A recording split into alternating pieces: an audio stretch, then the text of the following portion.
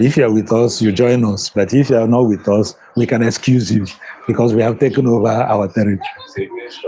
Eh? No, they are not against us. You'll be against us if you are discussing one-on-one. We cannot share the space. Okay? That's a very good way of inviting you into what will be useful. You can always schedule your conversation. But if you cannot reschedule your conversation, then you can reschedule your location.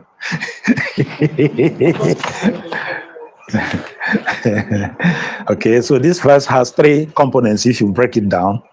The first part says, we are God's workmanship. That means we do not even belong to ourselves. God created us. God fashioned us. Like you say, the manufacturer, if you look around now, you see different cars. When manufacturers come into this place, car manufacturers, when they come in here, the first thing they do is to look at their logo. The logo on the car will tell you the brand name, general brand name. You can now begin to look at other things they will mount on it. Like if you just look here now, you can tell that this car is Toyota without seeing where they wrote Toyota, if you are good with cars. And if you look at that, you see that that is Ford, if you know more about vehicles. If you look at any other one, okay, number 1, 2, 3, the one that is there, the third one there, I'm seeing, not seeing a logo, but it looks like Honda CR-V, okay? So, Suzuki, okay, I cannot see the logo from here. Okay, so that's exactly what we mean by workmanship. When someone who crafted something comes around, he will know what he did and how he fashioned it. Just like I'm using logo now to identify cars. Then they'll begin to tell you, okay, this engine for this one and this one are the same or they are different, I got to know that Lexus and Toyota use the same engine. Maybe because I do a lot of research on cars, So, and it's interesting. So God is the one who crafted us. So we are his workmanship. It means that we don't even own ourselves. Have you heard people who say, it's my life, leave me alone. I will live it the way I want. Okay? Sure. The moment you come up with that idea, you are disconnecting from this passage that says we are God's workmanship. 2, we are created in Christ Jesus, not neutral, but to do good works. You're welcome, my bro. Okay, you're welcome. So that's the second component of Ephesians 2:10. We are God's workmanship. He created us to do good works. And these good works are not left at random. He said that God had prepared these good works in advance for us. That is where the idea of syllabus comes in. God has outlined the things he wants us to do in advance. Like a lecturer will plan the course syllabus in advance. Before students come in, he already has. I'm working on that now because I have a class. 2 classes I'll start on Sunday. So I'm working on the syllabus. The students will have access to it Saturday night. So they will be able to know what is going to be involved, the lecture contents, the requirements, assignments, all the things that you have to do. So that becomes the basis for our interaction to use marriage at the center now. So what is it that God has arranged for us to deal with in marriage? Having a successful Christian marriage is not established by chance. Nothing goes by chance because God said we are his workmanship, means he put down time, he put effort, he put intentionality. He designed it in the mind before he even brought it out. So the same thing should happen with marriage. If we do not conceive what our marriage will be like in the mind, and we approach marriage with the idea of let me go and try. If it works, good. If it doesn't work, good. We call that spaghetti method. We don't use spaghetti method. Let me describe the spaghetti method. You dip your hand in a bowl of spaghetti and you throw it on the wall. The ones that do not stick will fall down and you sweep them away. The ones that stick to the wall, then you pick those. That's by chance. Is it not? It's a clear point of chance. Unfortunately, let me announce to you with 27 years of marriage in my pocket and 36 years of pastoral ministry in my pocket, I can tell you that of late, in the last 10 years, more people are going into marriage with this. Marriage should not be allos, genus. It should be heterogeneous. Two different individuals of different gender coming together, male and female. Gender here does not give room to anything more than binary gender. Binary gender is male and female. That's all. That's what the Bible talks about. Today, if we open up gender issues, it's another school of thought, which I am not prepared to go into, and I will not go live in an environment where more than two genders are discussed. The day Babcock begin to design their form and they put male, female, others, I'll retire. I'll not resign. No, I'll put in more than 15 years. I'll retire and collect my benefit and go. Because I'll not work in a setting where you have more than these two that God created. I'll rather be a freelancer. So to speed things up, if you have the material now, you can go with me.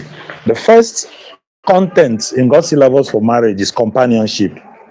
And I want you to take note of this because it's the most important reason why God established marriage. God did not establish marriage for childbearing. That was not the first thing. Childbearing is the blessing he now pronounced on the couple after he had created them. And why did he create them?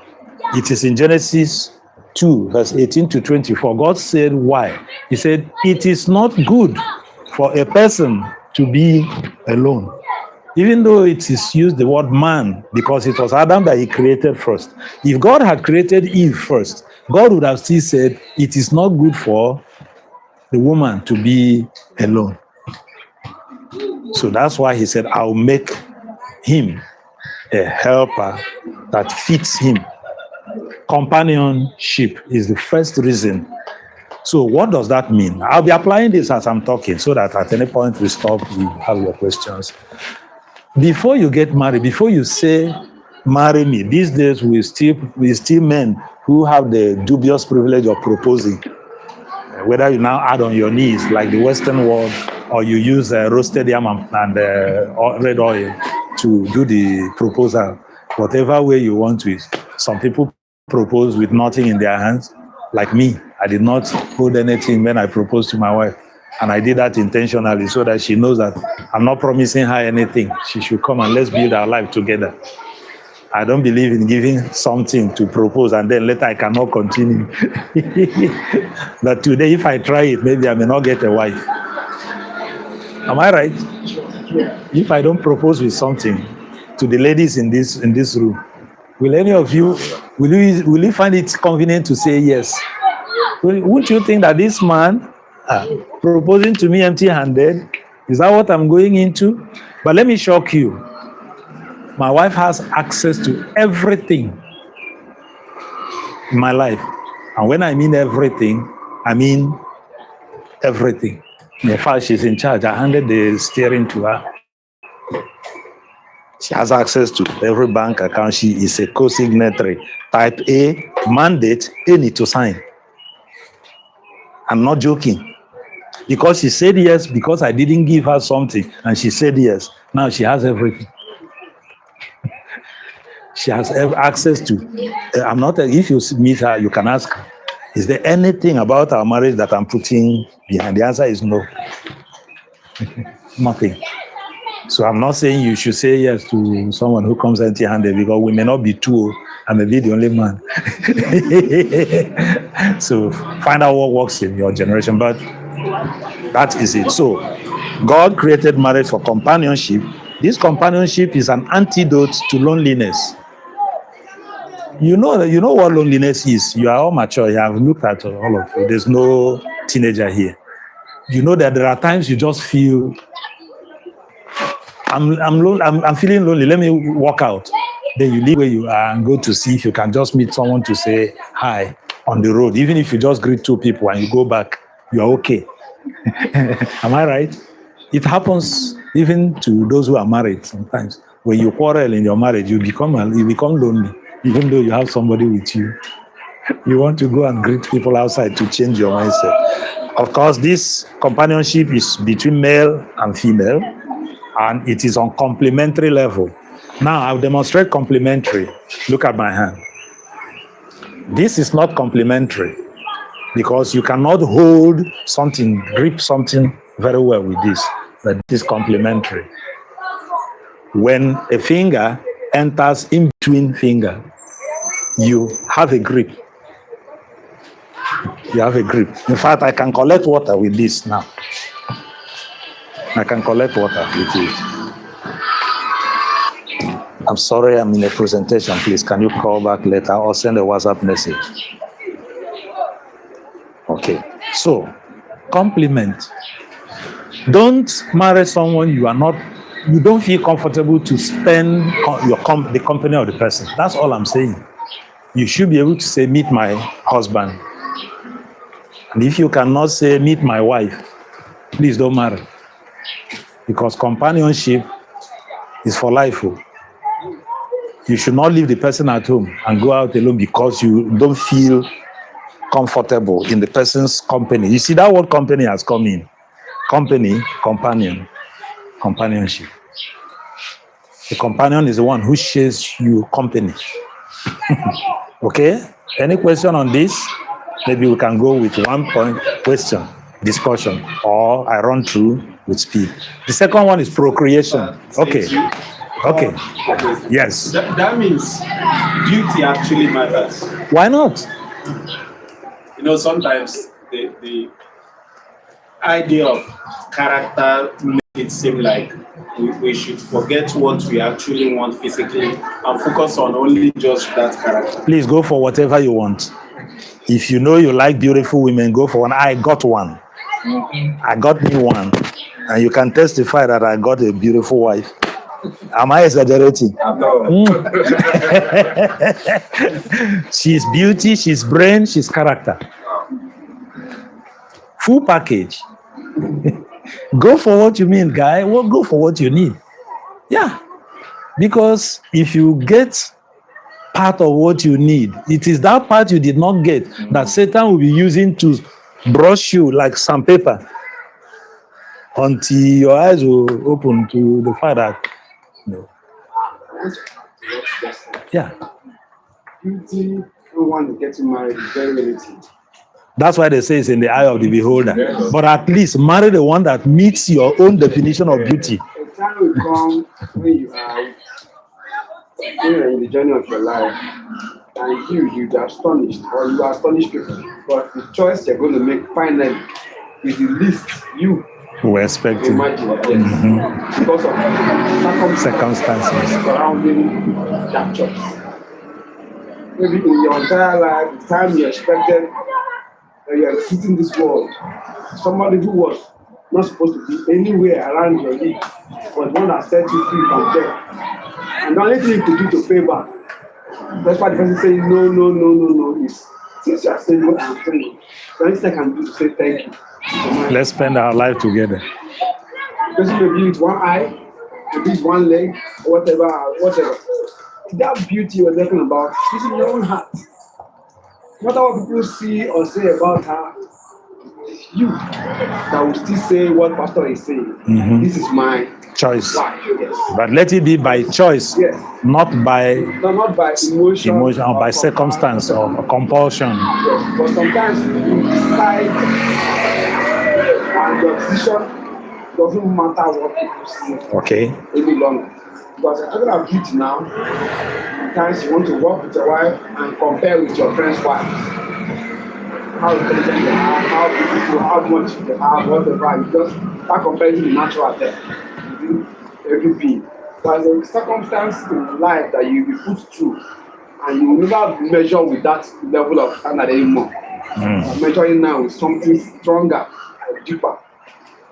And when those people you are measuring with, so to say, reach their own Waterloo with their partner, their partner may desert them. Yes. The beautiful partners will desert them. You already met your worst, you already made put what you are putting. You literally have almost nothing To fear. for the future. And the greatest beauty will not be the type of beauty we're talking about, or even the one the pastor is relating. The character beauty, something that you want to imagine. That's what we determine. Yeah. But please make sure you are comfortable in the company of the person you are married. That's my definition of beauty.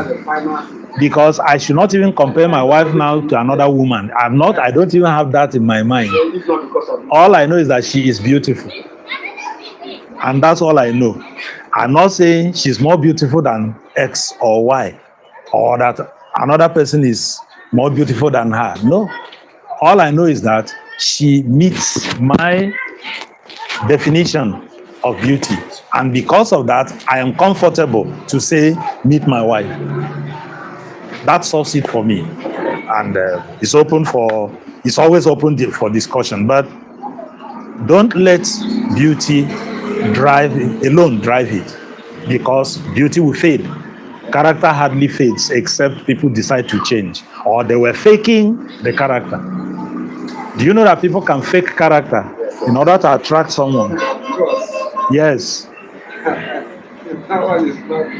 My uncle went into that ditch.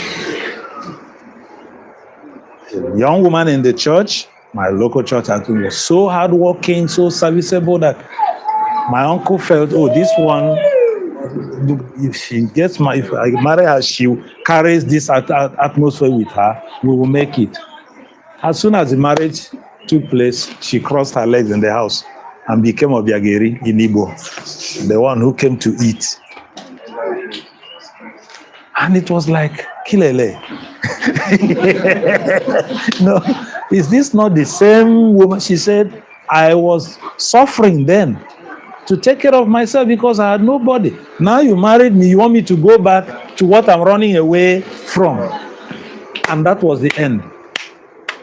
My uncle had to become husband and wife and everything together till he died. It was not funny. It was not funny. Yes. I have a question to ask. Make it 3. We are actually in 21st century, and there are some kind of relationship to which a kind of distance, talking on phone. I don't know, though some people it worked out for them. Why some people, but I just wanted to, brushing it up little on this aspect of distant relationship, because the person that you are kind of being close, that you'll be able to do some kind of yes. But this one is communication on phone. Yeah, virtual. The maximum will be video call when the background is already programmed. But when it comes to real, like, that's the same person we're communicating with. How come do you change now? So I want to lighten more on that distant relations, because most people are into it, and I don't know. Like I will always do, I will never make a decision for anybody. We will discuss. Someone ran into this, was here in Niger, chatting someone who is in Yankee, that's US, New York. And this lady will always, it's a reverse. The lady was here and the man was there. The man will always show bust in the video call, only here up, always sitting behind the desk. Never showed himself outside the home setting and desk. Until paperwork was completed for the lady to join him. It was at the airport when she alighted from the flight and was coming, and the guy rolled on his wheelchair to meet her. Wheelchair. Not even legs full but dysfunctional. Amputated at the knee. Mama. What do you think you would do if you were in that situation? Is it a deal maker or a deal breaker? It's a deal breaker. Let's be honest about it. It's a deal breaker. the person that was dating you over the phone Was dumb. intelligent, It was dumb. was too private. There was no advice, no counseling. Nobody came in between to ask questions. And you never So tried to get this person get off this choreographed environment. Always. Yeah. So, but come to think of it, there are so many proverbs you would have heard as a child. When you begin to grow up more and more, you begin to know the value of those proverbs. My place we say, "Ana no hanya do beyond." You don't punch someone's mouth from a distance. You must come close to arm's length before you can poke your finger at someone's mouth. So that proverb is deep. And then we have another one in my home that during Hamatan, you don't make fire in one place and spread your arm in a different place. I hope I'm answering you with proverbs. If you make fire, you should be around the fire and put your hand around the fire. You don't make fire here and there and put your hand somewhere. So have I answered your question? So the ideal is one-on-one. However you want to do it, even if the person is in Aba and you are here, make sure that there is an occasion before you say I do, where you need to really meet and see. Go around. Don't just because you met even here and there during GYC something and parted and that is enough. People meet at NYC orientation camp. Sharp, immediately after discharge, next in wedding bag, bang. These two guys never went to their real backgrounds, didn't meet anybody. They called them together and married. And then you begin to see and hear after. Please make sure we are digressing, but it's not bad. That's this because of companionship. That's why we are asking, how do you handle distant relationship? It will not give you company. It will not give you company, whether dating or marriage itself. In fact, I faced that challenge because I wanted to travel to study. The embassy said I should drop my wife and my son. Then they'll give me visa to go if I drop my wife and my son. I said no.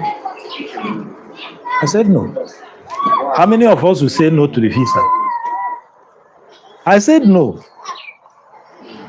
That the worst case scenario is that I am in the same flight with my wife and son, but I have to turn to see where they are inside the same plane. That's the lowest I will take. I will not even go on this flight, they will come on another flight. I will not. I said no. And today we are better off without that visa than what would have happened to our marriage if I had gone alone. But that's for another day. Procreation. It is companionship that will lead to procreation. That's the second course content in God's syllabus for marriage. God designed marriage first of all for what? Companionship. And it's from the companionship that childbearing can happen. And that's where the distant relationship also becomes a problem. Would you parcel the sperm and parcel the ovum for fertilization, even though the technology is there now? Are you aware? Yeah.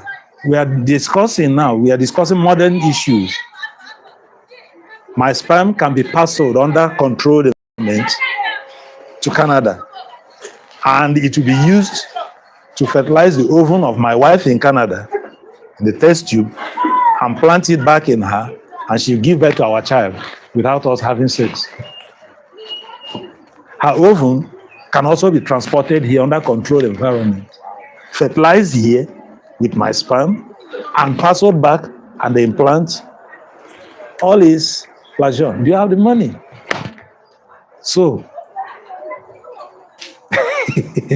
is that what you want for your life? That's the question I will ask.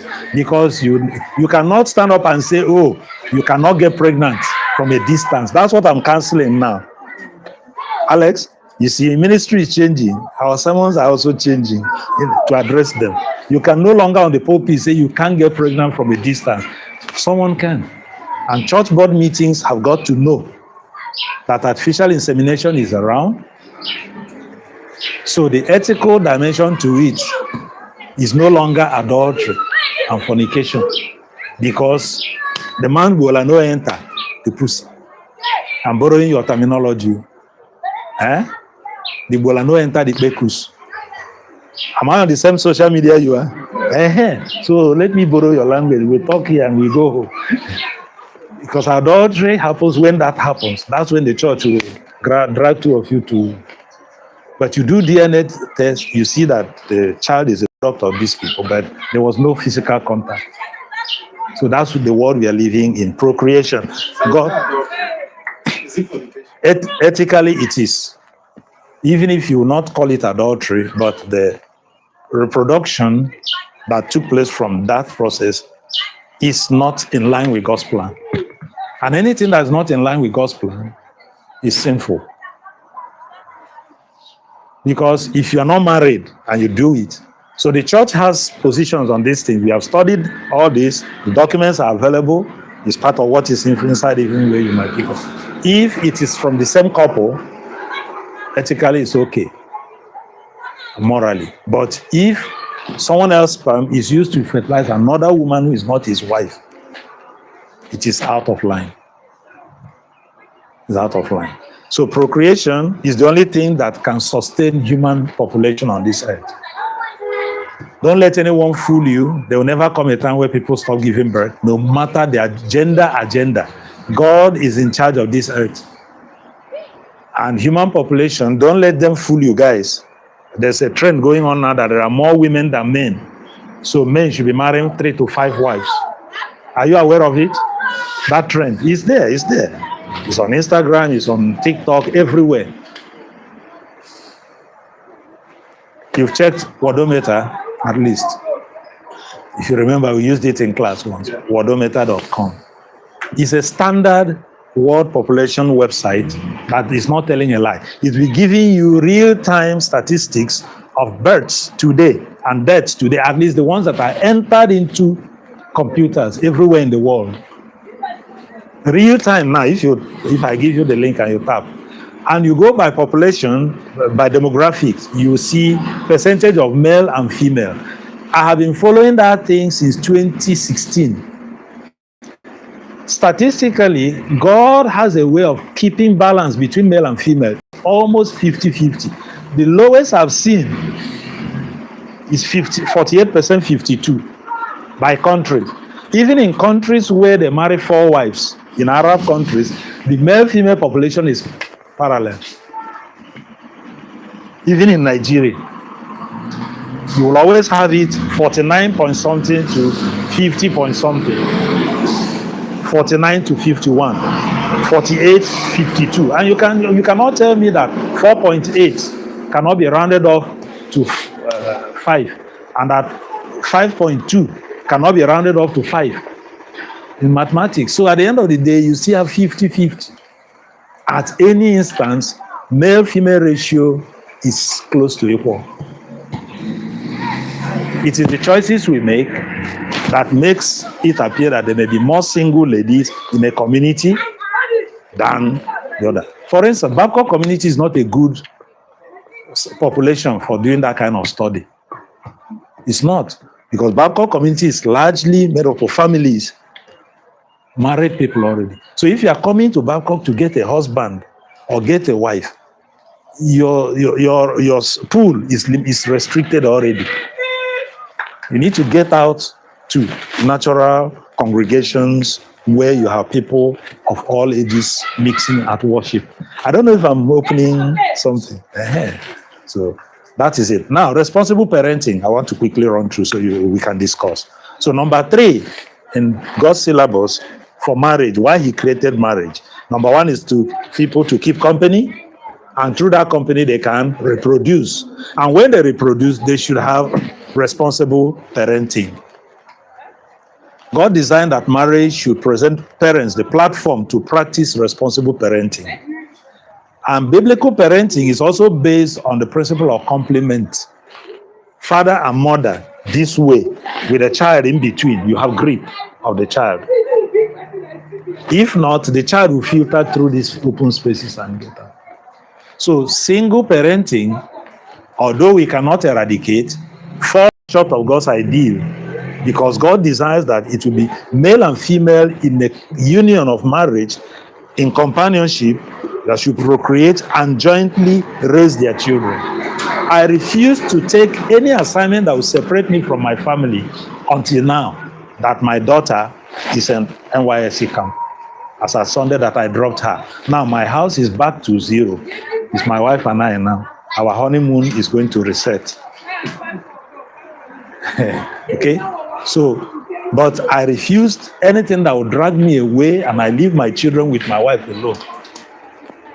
That's not part of the contract. And anything that will drag her away, leaving the children with me, he said no to. We have been together with our children from day one till now they graduated. And we have paid our dues. We have raised 2 young adults who the next news we want to hear from them will be when they'll get married, but they are not under pressure. I'm not pressurizing my son. I'm not pressurizing my daughter.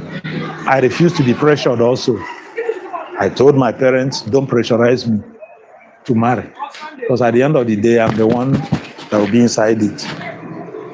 Likewise, I've never pressurized anybody, and I don't. And I will not crack jokes on you that will make you offended to go and get married in anger. If you get angry and get married, you live in anger. Don't let them do that to you.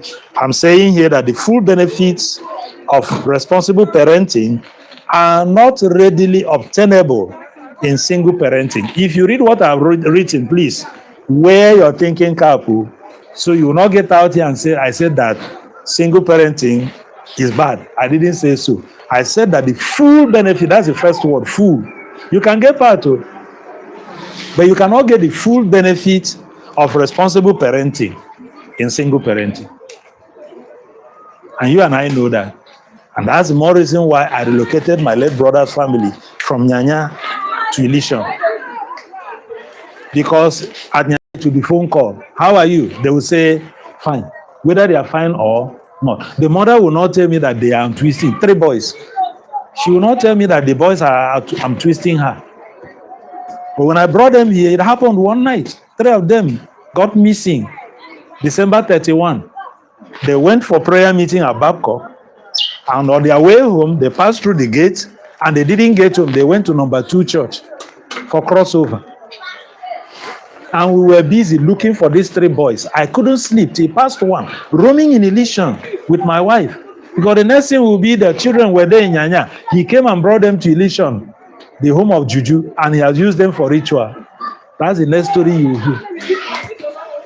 Who knows whether he used their father for ritual, and now he's using the 3 sons. He wants to close that family. What I did out of goodwill to help was going to turn bad. My friend, that night was not good. Until we find these 3 boys. And I brought them home, locked them in my room with me alone, and with cable, flogged 3 of them to the point they couldn't sit on keke to go home.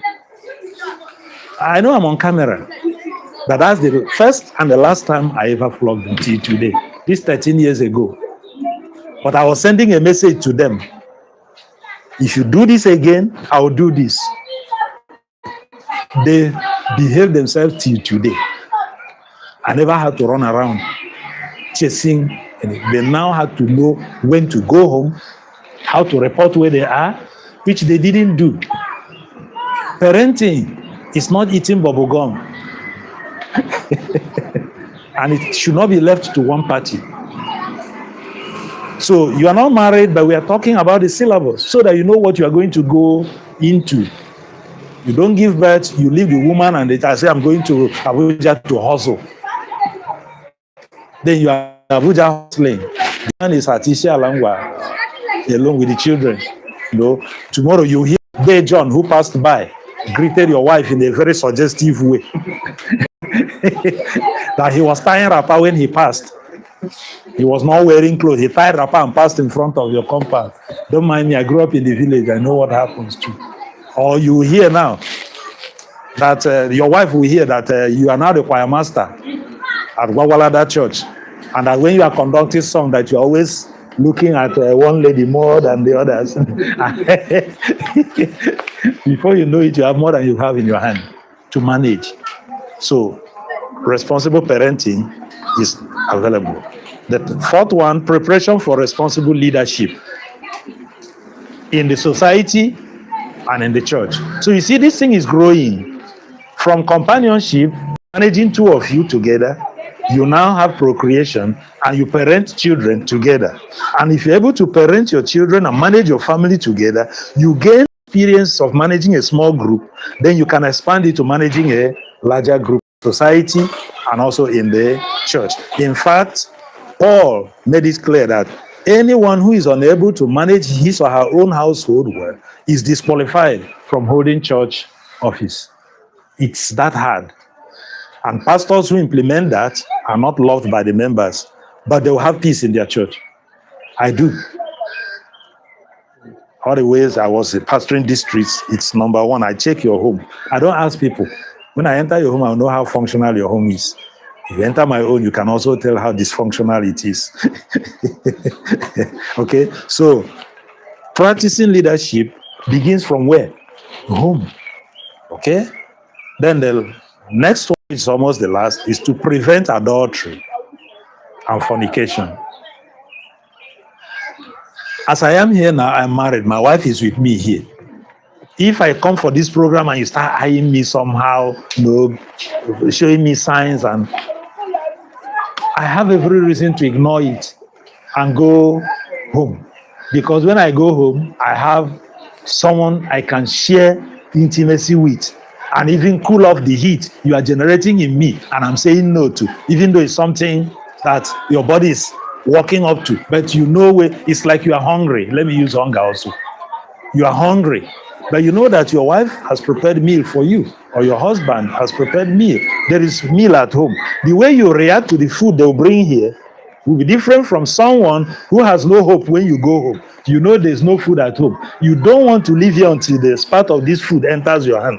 Am I right? Yes, sir. But someone who knows that Rishi is waiting assorted. When people start scampering for this, what do? You just get up and waka. It's the same thing with sex. When people are traumatizing you with sex and you know you have a spouse at home, you go home. But imagine you single and somebody is whining you. You dey whine me. whine. You say you are going home. To who? To your pillow and your mattress. You go. We say go and hug your pillow. I'll hug my wife when you are hugging your pillow. That's the point I'm making here.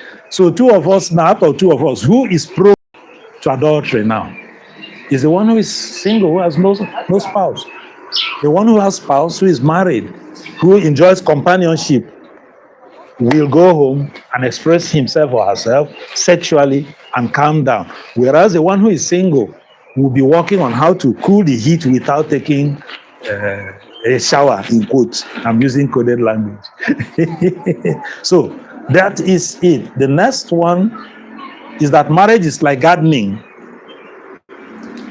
If you have a garden where you planted things and you tend that garden, you go there and take care of it, prune weeds, apply manure, the things you planted there will blossom, they will flourish and they will bear fruit.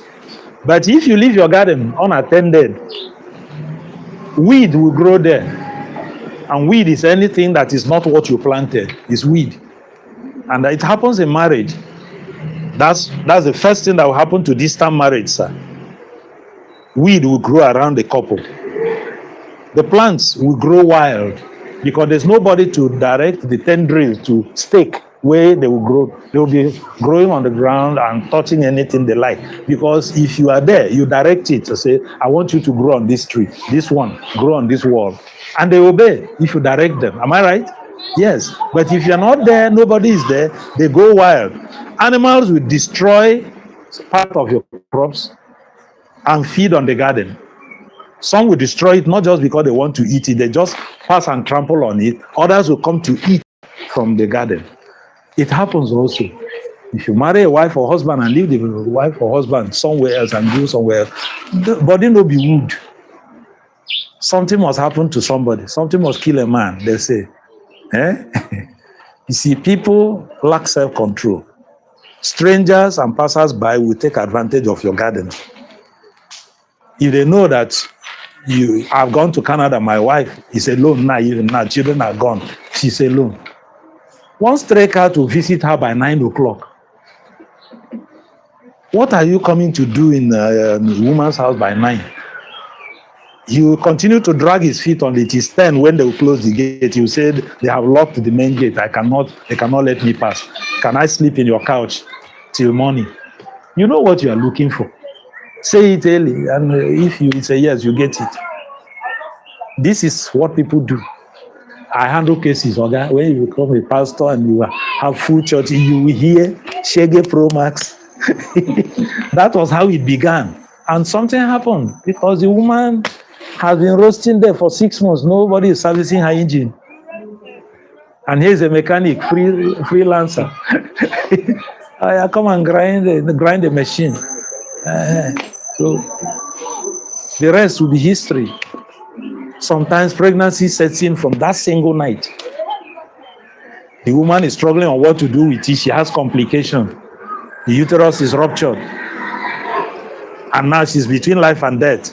The husband gets to know what happened to the uterus. Doctor will explain. We found pregnancy in it. She wanted to do something and the thing is ruptured. We have a decision to make. Hysterectomy, to cut off the womb and save her, or she bleeds and dies. Then the man says, cut the womb. You cut the womb. But cutting the womb is also cut the marriage. He's not coming again. He gets married in Canada. Thank you. He gets married in Canada and leaves you at home because of one night stand. Forgive me, like I told you, I'm carrying a lot. So please, whenever you choose to get married, marry someone you love and someone you like, someone who you enjoy the person's company, so that all these things will follow. Then you guard your garden jealously. I am very jealous over my garden. And because of that, I don't play away. I play only home.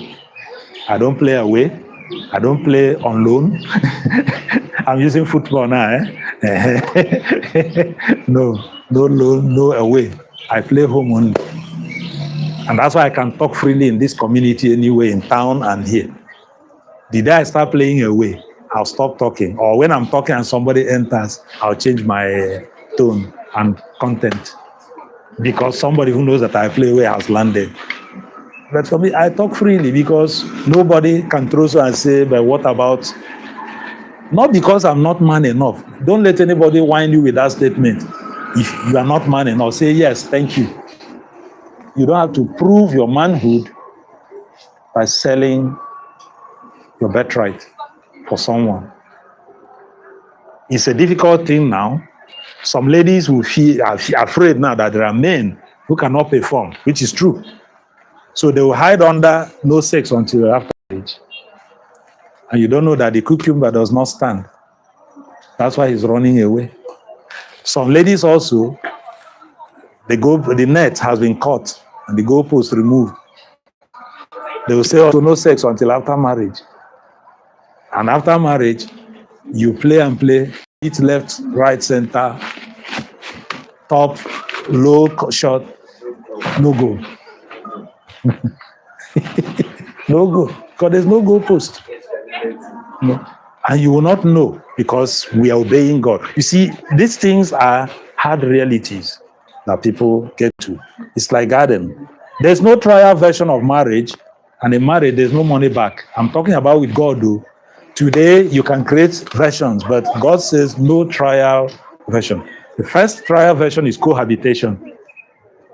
As young people who believe in God and who love God, please say no to cohabitation. Let no lady carry her things and move into your house. And you ladies, don't carry your thing and move into a man's house. At your own pace, go through them. I have bouquets. I have listed various components of marriage and stages of marriage and types of marriage so that you know at what point are you married. If you know that you are married, you're still looking for another level of ceremony, then fulfill the obligation of those ceremonies. Let me explain quickly. You are married the moment her father picks her by the hand and hands to him, because the father will hand her over to you in Igbo land. I don't know what is in Yoruba land. The father to another man who came with you. Yeah. So he is responsible for what happens to his daughter in your house, because he agreed and came with you. Because in Igbo land, you don't talk. The one who is getting married, if you talk, they'll fine you. You must have on your the one who speaks on your behalf, who will do the negotiation. No matter how angry you are over what they are doing, you see, till they finish. Shevina, you carry them come. So she'll be handed over. I'll hand my daughter over to him. If there's any problem, he's the one I'm asking. I'm not even asking you. I know you are my son-in-law, but I'll not ask you what is happening between you and my daughter. I'll ask you, what are you doing to the girl I gave to you, your people? Because it's a community, it's a family thing. You are married the day I carry my daughter's hand and give to him. So whether you have fulfilled everything I listed or not, but if I do it, the marriage has taken place. You are married traditionally, but you need to document your marriage with the government if you want to benefit from the government. If you want the government to know you're married, go and register your marriage with the registry. You don't need to go and wed in the court again. If you register your traditional marriage, they will register it and give you a documentation that shows you are married. If you want church wedding, you are the one looking for extra trouble. Then the church says you cannot hammer her until, because you are going to, she will be wearing veil. The veil is a sign that you have not unveiled her. You don't fool us. When you don't knock, left, right, shift womb even, they come wear veil. You are lying. You know, finish what you have started. People who are cohabiting still come for wedding, wearing veil, and they practice how to remove the veil and how to kiss. That you are deceiving us. You have kissed worse than this one that you are trying to do here. Confess your sins and be free. You don't see finish. You know. I hope I'm challenging you enough, so there should be no trial version. If you want to get married, shine your eyes, go and get married, get into it. It's a permanent, lifelong commitment. As long as, that's why we say permanent, is that there's no trial version, but lifelong, because when life ceases, it is dissolved permanently also. When one spouse dies, you are set free. So connectivity of purpose. From this syllabus so far, we have seen that there is connection of purpose leading from one to another, like you are climbing a ladder. The first rung of the ladder is companionship. It will lead to procreation. Procreation will lead to responsible parenting. Responsible parenting will prepare you for responsible leadership. And responsible leadership will demand sexual chastity. And sexual chastity avoids adultery and fornication. It's a chain. That is it. So in conclusion, for you to get married, stay married, and enjoy marriage, it will not be a game, and it will not be a product of chance. It will involve willful and conscious commitment to make it work. That's what those of us who are married are doing. Conscious, willful commitment. You decide to make it work, because nobody else will make it work for you. No matter the number of people you report your marriage problem to, the solution will only come from two of you. We can come and tell your wife that she is wrong. Let me simulate what happens in marriage counseling and settling quarrel. We come, you tell your stories, and after hearing it, we see that you are really wrong. We tell you, you are wrong. When we leave, he will do, I told you they will blame you. But who actually made you do that thing you did? He did. And he becomes the saint righteous now. And you get angry more, because these church elders and leaders could not see between how he made me pour hot water on him. All they were saying is that no matter the level of provocation, you should not pour hot water. That's all we will tell. We are human. But we will not see that he set you up and said, you do it, and when they come, they will blame you. And we came and we blamed you. Are we here? So how will that matter be resolved? Is it not when two of you sit down and say, okay, babe, come. I'm sorry I set you up, and they have blamed you and gone. Now they cannot resolve this one. Now we they here, now we they wrong here. I'm sorry. I'll not do it again. Do you know that that one works better than the church that came and cost you cola and drink, and even sometimes you have to cook, because it kept us till deep into the night looking at who called the other idiot and why? It's because he called my daughter, my mother, idiot. A couple will hardly tell you that it's because he never allowed her make a nap for 3 months. He doesn't know how to say it. And they will be touching one thing or the other. He called me an idiot. He said I'm foolish. And he will not tell why you have locked the grinding room, because he refused to buy you new wrapper and shoe. So that will not say you are a high-class person or you will not tell, and he will not tell. He will be touching. He said I'm idiot. This one said my mother is this. I know. I'm experienced now over decades that once those still there, I will just tell them, oh yeah, come, let's go outside. The people will tell me what's your problem, that you are not telling what happened. The man will say, okay, pastor, we'll settle it when you people go. That's what happens. I'll just come in and play chess and dismiss everybody. We'll come back to this matter. There's no headway. When we leave, they reconcile. Because they don't know how to tell what the problem is out of shame. But they don't also know how to fix it. So it's a reality for you. If you know you cannot settle between yourselves, please stay single. But if you stay single, there should be no knocking. Oh. I am talking about this knocking thing because it's important. We cannot stay without knocking, and we don't want to get married and knock. There is a lot of adultery out there. Who are the people doing this adultery? Is it not the same people? I'm knocking your wife. You are knocking his wife. And that struggle is called adultery. But why did you marry your own? And why did I marry? Why didn't you marry that one? And we go and dig. He was your ex, somehow, somewhere. You met before. You didn't marry. She was not good enough for marrying, but she's good enough for free knocking and going. Somebody else should marry her, but not me. But I can't leave her. I must be knocking her. Somebody is marrying her. I'm knocking her. It's there. In a community of this nature, you will find it. I'm sure if you put your eye on the ground, you find it. There are couples who go into the room together, but someone else is knocking someone, and that man is knocking another. Chain of knockings here and there, complicating marriages. Even another gentleman who is not knocking anybody, someone is knocking his wife, and he's crying. I'm not knocking anybody. I don't want to leave my wife alone.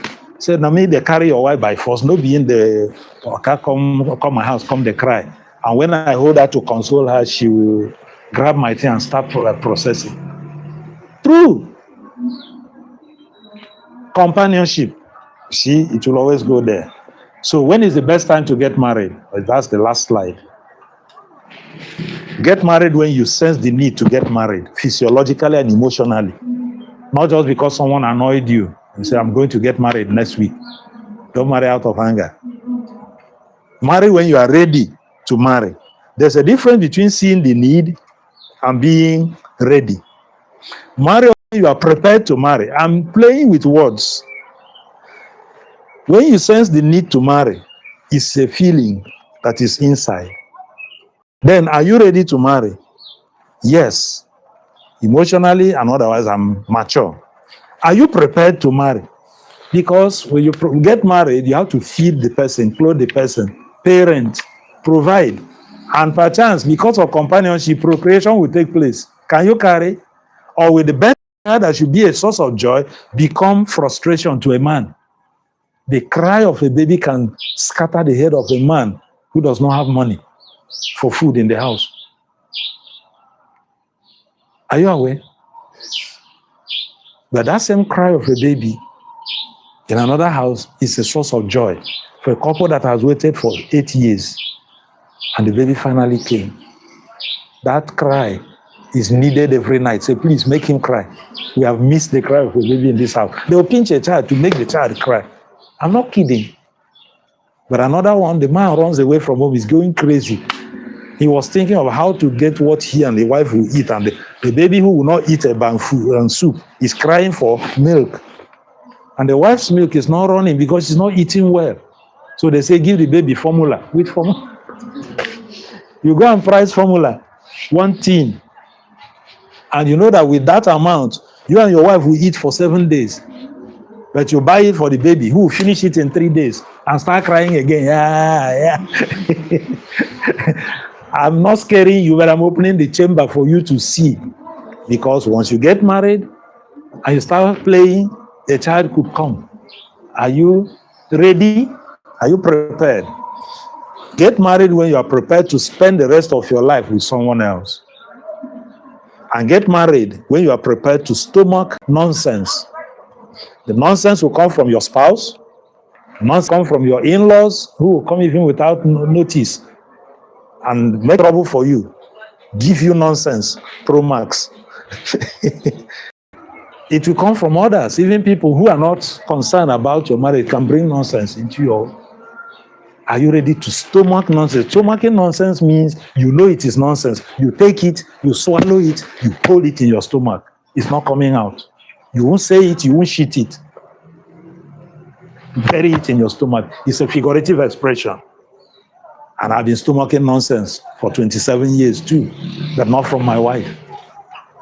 She doesn't give me nonsense. We had something we had to work on, because bonding would always create a challenge because you are coming from 2 different backgrounds. I've handled a case for a couple. What was their problem? Toothpaste. They were almost divorcing until I came in. Toothpaste. The man presses the toothpaste from the bottom because he grew up in a home where there's adversity and want. So they press it so they know exactly where the thing is each time. The girl grew up with abundance where they press it anywhere. The man will press it from the bottom. When he comes back again, the girl has pressed, the wife has pressed it in the middle, and air has gone back to So the man will press one day and you hear, and the thing is finished. And it's 20, the month is at 20 hungry. You know 20 hungry? If you're on salary, you would have heard about 20 hungry. The month has not ended, but your money has finished. It's 20 hungry. They were quarreling over toothpaste, but they didn't know how to handle it. I gave them the solution. Say, woman, you are the one in trouble. This man wants to know where the toothpaste is at any time, and you are the one pressing anyhow. When you buy this big one, buy 125 milligram small one and put spare somewhere away from him. When he goes to press and it's full and it's finished, bring the small one and give.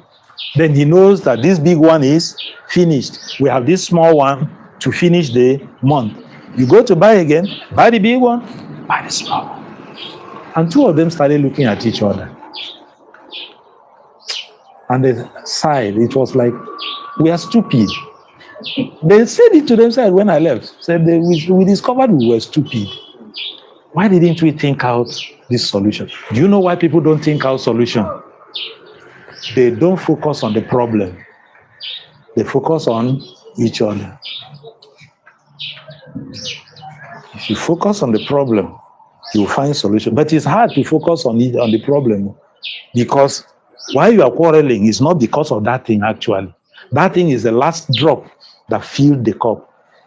It's the last straw that is breaking the camel's back. You have accumulated anger over that, or your spouse, for not doing things the way you want.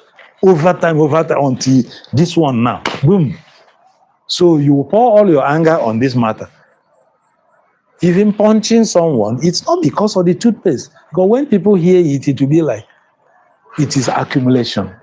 So another time, we may talk about that. But please, marry when you are ready to, when you can take care of yourself in addition to someone else. It's true that a lady who is coming to marriage, I will advise, don't come empty-handed. Don't just carry your bag and come. No skill, no trace of income, no value, and you're dragging yourself to a man's house to go and stay as a wife. Not in this generation, please. whatever it takes, have some level of economic value. My daughter impressed me on Sunday when I drove her to Abeokuta to settle her down for her NYSC. And we drove around to find accommodation. When we found accommodation, she said, "Daddy, I saved up my internship allowance. I want to pay for my rent." I looked at her and I'm like, that was good. But I didn't jump at it because I'm also a father. I don't also want tomorrow someone to throw that to my face. And you didn't even say, "Let's share it." I thanked her. I said, "Okay, send me half of your rent because I'm the one paying." She transferred half of the rent. I had the full money. I saved up also to pay her rent. Sent me the half. I paid the full. And we shared it 50-50. And then when I came back, because we left late, I called her and I appreciated her for having thought about that. So if it was also that I didn't have money to pay, she had thought about her comfort, because she was after her own comfort to get the type of studio apartment that she was. She didn't want to share, and she didn't want to sleep in the corpus lodge because of 2 a.m. prayer. They'll start praying from 2 a.m. to 6. And she's a nurse. She may have done night shift, coming home to be woken up by 2 a.m. for prayer. Something we didn't do to her in the house. No, I didn't wake my children up too early for prayer. I know they will hate it because I didn't like it myself. I'm a survivor. 5 a.m. prayer when you are still in the best part of your sleep.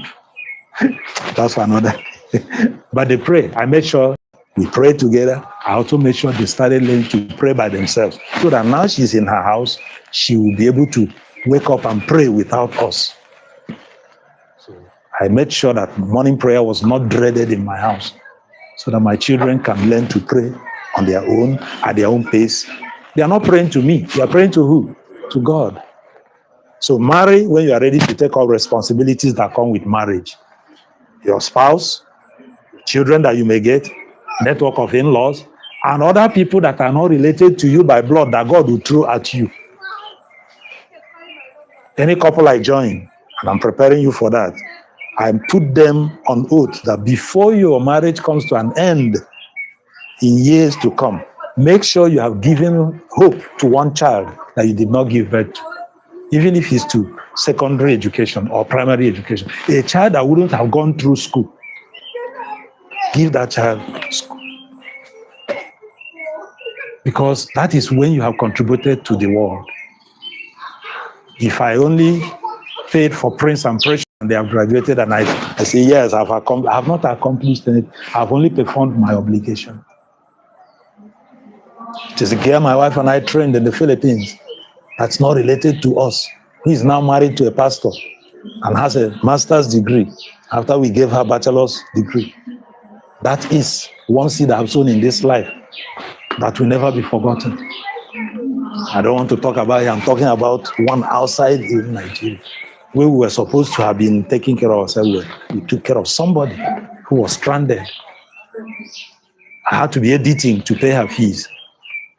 When we were leaving, I had to pay the 1 school year fee remaining, and the money we were coming with was seriously tampered with.